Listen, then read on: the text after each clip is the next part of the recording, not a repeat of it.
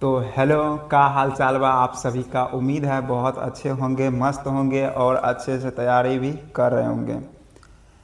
जैसे कि अभी क्लास 10th का एग्ज़ाम चल रहा है और आज साइंस का पेपर है। और साइंस में जो एक प्रश्न है जो बहुत इम्पोर्टेंट है, बहुत मज़ेदार होते हैं, प्रकाश का परावर्तन और अपवर्तन को, इसको बहुत कम समय में आसानी से देख लेते हैं। और बच्चे इसमें दिक्कत घबराते हैं कि ये परावर्तन क्या है, अपवर्तन क्या है। भाई साहब बहुत आसान होता है। जैसे कि आप लोग के घर में कहीं ना कहीं आईना तो लगा होगा जिसमें हम लोग चेहरा देखते हैं। सबके घर में आईना होता है और हम एक टॉर्च लेकर जाएंगे और उस टॉर्च को आईना पे जलाएंगे, यानी आईना पे टॉर्च जलाएंगे तो टॉर्च क्या होगा, आईना को छेद करके अंदर चले जाएगा? बिल्कुल नहीं। जैसे ही हम टॉर्च जलाए वो टॉर्च क्या करेगा, इस आईना पे टकराया और टकराने के बाद पुनः लौट जाएगा। अरे भाई साहब यही परावर्तन होता है। परावर्तन का मतलब लौट जाना। जैसे कि हम टॉर्च को इस आईना पे जलाएंगे तो आईना पे क्या होगा, टॉर्च की किरण जैसे पड़ा और पुनः यहाँ से क्या होगा, रिफ्लेक्शन। बचपन में बहुत किए होंगे। क्या करते थे कि धूप में बाहर निकल के सूरज से जो प्रकाश किरण आता उसको चमकाते रहते थे, यानी हाथ में आईना लेकर क्या करते थे, चमकाते रहते थे। वास्तव में वो चमकाते नहीं थे, वो परावर्तन करते थे। यानी जो सूरज की प्रकाश को क्या करते थे, हम अंधेरे भाग में चमकाते थे। अरे स्कूल जो छिपली होता था ना खाना खाने वाला, उसको भी क्या करता था, चमकाते रहता था। तो परावर्तन वही हो रहा है। तो जिसमें प्रकाश की किरण जो होता है किसी सतह से टकरा के और लौट जाता है ना, उसी को क्या कहते हैं, परावर्तन कहते हैं। आसान है। और एक होता है अपवर्तन। ये अपवर्तन क्या होता है, अपवर्तन को समझ लेते हैं। जैसे कि आप लोग कहीं ना कहीं चूड़ी के दुकान पे गए होंगे या किसी मनिहारी के दुकान पे या कुछ ऐसे दुकान पे गए होंगे जहाँ पे सामान की सुरक्षा के लिए शीशा लगा दिया जाता है। शीशा से पैक करते हैं और शीशा के अंदर में सामान रहता है। तो बताइए, अगर हम टॉर्च जलाएंगे तो टॉर्च क्या करेगा, उस शीशा को पार करके अंदर चले जाएगा। तो वो जो पार करके अंदर चले जाता है ना, उसको कहते हैं अपवर्तन। अपवर्तन का मतलब हुआ अंदर चला जाना। आसानी है ना। अपवर्तन का मतलब हुआ अंदर चला जाना। जब प्रकाश की किरण टकरा करके, जैसे ये मान लो कोई दर्पण है, चलिए ऐसे बना लीजिए, ये मान लीजिए कोई दर्पण है और प्रकाश किरण टकराया और टकराने के बाद लौट गया, तो इसको क्या कहते हैं, परावर्तन। लेकिन वह लौटने के बजाय वो कहीं ना कहीं क्या चला गया, अंदर चला गया, तो इसको क्या कहते हैं, अपवर्तन कहते हैं। जैसे कि एक और समझते हैं, बचपन में क्या करते होंगे, किसी तालाब के किनारे जाते होंगे और एगो पत्थर लेकर पानी में जोर से छिचकाते होंगे। तो क्या होता है, वो पत्थर जो है ना कि थोड़ा दूर छिछकता है, यानी पानी के ऊपर क्या करते हैं, छिछकता है। जैसे मान लेते हैं ये पानी है, तो ये पानी पे जैसे ही हम पत्थर मारे यहाँ पे, तो ये पत्थर क्या हो गया, छिछकते छिछकते हल्का आगे जाता है और लास्ट में ये जो छिछकता है ना, ये जो छिछक रहा है, इसको कहते हैं परावर्तन हो रहा है। वो अंदर नहीं जा रहा बल्कि सरफेस पे क्या हो रहा है, छिछक रहा, तो उसको कहते हैं परावर्तन। लेकिन कुछ दूर जाने के बाद वो धाए से क्या हो जाएगा, ढब से डूब जाएगा, तो ये जो डूब गया उसको क्या कहते हैं, अपवर्तन। इतना समझ में आ गया ये परावर्तन और अपवर्तन क्या होता है। तो चलिए इसके कुछ नियम है, उन सबको देख लेते हैं। तो चलिए दोस्तों, ये जो है सतह, इसको कहते हैं समतल दर्पण। क्योंकि परावर्तन कहाँ से होता है बताइए, हमारे पास आईना होगा तभी ना हम आईना को चमकाएंगे। अगर हम लोग किसी धूप में खड़ा हो जाएंगे, बोलेंगे चेहरा से प्रकाश किरण चमक के लौट जाएगा, ऐसा तो नहीं होगा। तो प्रकाश के परावर्तन के लिए पहले एगो समतल दर्पण चाहिए। उसके बाद बताइए इस किरण का नाम क्या है भाई साहब, ये किरण आ रहा है, बताइए इस दर्पण क्या बोलेगा। मान लेते ये दर्पण बोलेगा कि यह किरण हमारे तरफ आ रहा है, तो ये जो आने वाले किरण होता है ना, इस किरण को कहते हैं आपतित किरण। बताइए यह जो किरण आ रहा है, इसलिए इस किरण का नाम क्या है, आपतित किरण है। कितना आसान है। आपतित किरण की परिभाषा कभी कभी पूछ देता है, तो जो किरण दर्पण के सतह पे टकराया या जो किरण आया है उसको आपतित किरण कहते हैं। और बताइए ये कौन सा किरण है, तो बता सकते हैं ये वही किरण है जो टकरा करके जा रहा है, टकरा करके लौट रहा है, यानी परावर्तन हो रहा है। तो इसलिए इस किरण का नाम क्या है, तो परावर्तित किरण। इस किरण का नाम क्या है, परावर्तित किरण है। बिल्कुल कोई दिक्कत वाली बात नहीं है, आसानी से समझ गए। ये आ रहा था आपतित किरण और टकरा के जा रहा है परावर्तित किरण। और आपतित किरण और परावर्तित किरण के बीच में जो एक सीधी रेखा खींच देंगे, इनका नाम होता है अभिलंब। इनका नाम क्या होता है? अभिलंब। बताइए भाई साहब, ये लंब है। जैसे मान लीजिए हम इसको सीधा करके बनाते हैं तो लंब जो है ना 90 डिग्री का कोण बनाता है, 90 डिग्री का। ये अभिलंब जो है यह किसके किसके बीच में है? तो देख के बता सकते हैं, यह आपतित किरण के हैं और परावर्तित किरण के हैं। तो आपतित किरण और परावर्तित किरण के बीच में जो लंब डाला गया है, इसी लंब का नाम है अभिलंब। क्या याद नहीं होगा? अभिलंब। तो आपतित किरण और परावर्तित किरण के बीच में जो लंब डाल दिए हैं उसका नाम क्या है? अभिलंब है मेरे यार, अभिलंब। ठीक ना? अब देखते हैं यहां पे दो कोण बन रहा है। कोण मतलब कोना। जैसे अगर घर बनाते हैं तो घर में भी क्या बनता है? कोना बनता है। तो यहां देखिए, एगो कोण ये बन रहा है और एगो कोण ये बन रहा है। ठीक। तो आपतित किरण के बगल में जो कोण बनता है उसका नाम है आपतन कोण। आपतन कोण। देखिए कितना आसान है। आपतित किरण के बगल में कौन बन रहा है? आपतन कोण।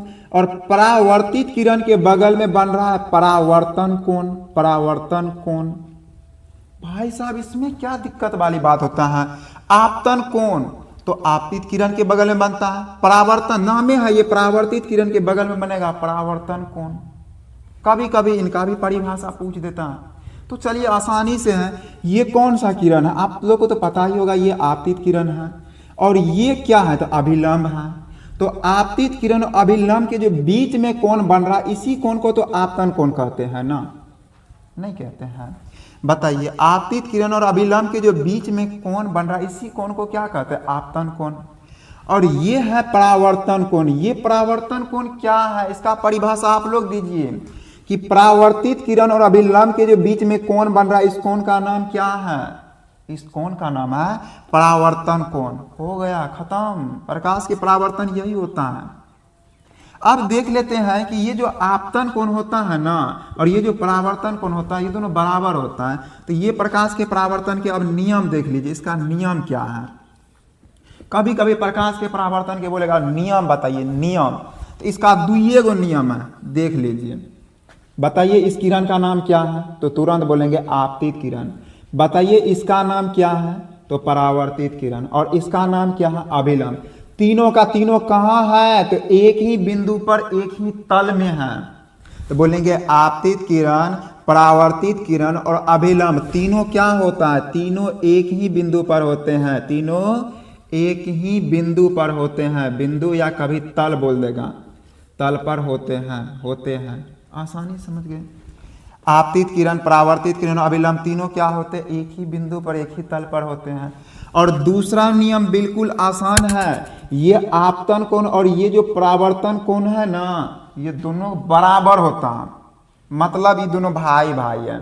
अगर इनके पास 5 टका है तो ये भी बोलेगा हमरो पास 5 टका है। इसके पास 50 टका है तो ये बोलेगा हमरो पास 50 टका है। कहने का मतलब ये है कि अगर ये 50 डिग्री है तो ये भी 50 डिग्री होगा, ये 45 डिग्री है तो ये भी 45 डिग्री होगा। कभी कभी इससे सवाल पूछ देता है, बताइए अगर आपतन कोण का मान 30 डिग्री है तो परावर्तन कोण का मान, भाई साहब दोनों भाई हैं, बराबर होता है। तो आपतन कोण और परावर्तन कोण का मान दोनों बराबर होता है। तो यहाँ पे लिख देंगे आपतन कोण, और आपतन कोण को देख लेते हैं आई और परावर्तन कोण को आर। तो आई बराबर क्या होगा? कोण आर होगा। तो ये है प्रकाश के परावर्तन के नियम। हो गया नियम। कभी प्रकार भी पूछ लेते हैं, तो चलिए देख लेते हैं प्रकार क्या होता है। प्रकार में 2 गो होता है। बताइए, अगर मान लेते हैं कि ये कोई समतल दर्पण है और समतल दर्पण पे अगर उधर से एक समांतर प्रकाश किरण आ रहा है, तो यह भी क्या होगा? एक नियमित रूप से परावर्तन होगा कि नहीं होगा? तो बोलेंगे बिल्कुल होगा। अगर किसी समतल दर्पण पे नियमित रूप से प्रकाश किरण टकराती है तो उसका परावर्तन भी क्या होगा? एक नियमित रूप से होगा।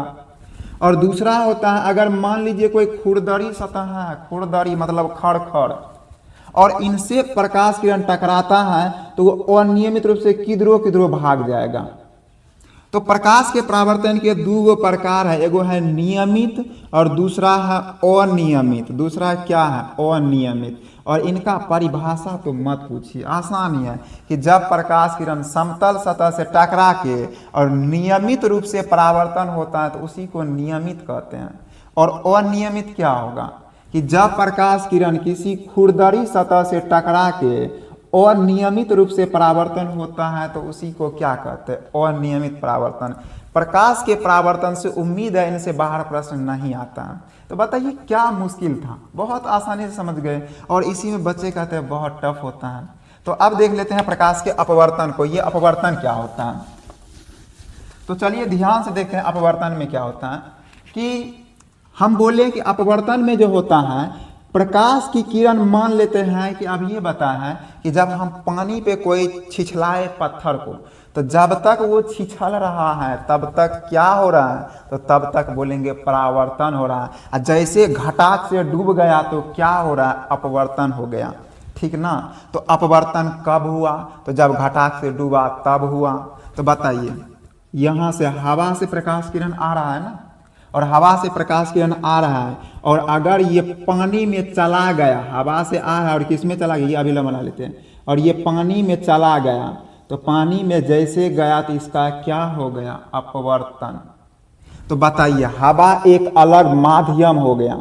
ध्यान से बोलेंगे सर जी ये माध्यम क्या होता है, तो माध्यम बहुत होता है। जैसे ठोस भी एक माध्यम है, हवा भी एक माध्यम है, द्रव भी एक माध्यम है, कांच भी एक माध्यम है, जिससे कोई ना कोई गमन करता है। तो जैसे बताइए, हवा एक अलग माध्यम हो गया और नीचे पानी एक अलग माध्यम हो गया। तो बताइए, जैसे हम आपको शुरू में बताए थे कि शीशा से प्रकाश आर पार, इधर से हवा से जा रहा था, शीशा में घुस गया, शीशा के अंदर चला गया। तो शीशा के अंदर चला गया तो इसका मतलब क्या हुआ, एक माध्यम से वो दूसरे माध्यम में चला गया। तो जब प्रकाश किरण किसी एक माध्यम से दूसरे माध्यम में प्रवेश कर जाता है तो इसी प्रकार के घटना को क्या बोलेंगे, प्रकाश का अपवर्तन। क्या दिक्कत है, जब प्रकाश किरण एक माध्यम से किसी दूसरे माध्यम में चला जाता है तो इसी को क्या बोलेंगे, प्रकाश का अपवर्तन बोलेंगे। बहुत आसान है। देखिए, प्रकाश के अपवर्तन में भी इसको कहेंगे आपतित किरण, क्योंकि ये किरण भाई साहब आ रहा है, तो इसका नाम कौन सी है, आपतित किरण। आपतित किरण इसका नाम है।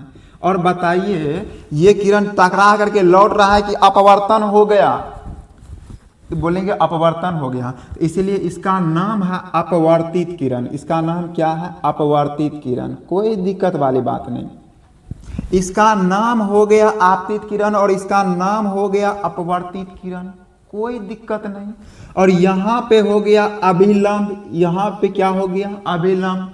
अब बताइए, तो यहाँ जो कोण बनेगा, इस कोण का नाम क्या है, तो आपतित किरण के बीच बगल में जो कोण बनता है उसका नाम है आपतन कोण। बताइए, बताए थे शुरू में कि आपतित किरण के बगल में जो कोण बनेगा उसका नाम आपतन कोण।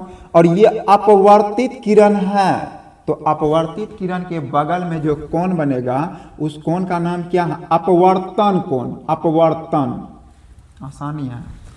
आपतित किरण के बगल में आपतन कोण, अपवर्तित किरण के बगल में अपवर्तन कोण, कोई दिक्कत नहीं, बिल्कुल आसान। अब देख लेते हैं इसमें। देखिए, माध्यम दो होता है दोस्त, एक माध्यम होता है सघन। एक कौन सा माध्यम होता है, सघन।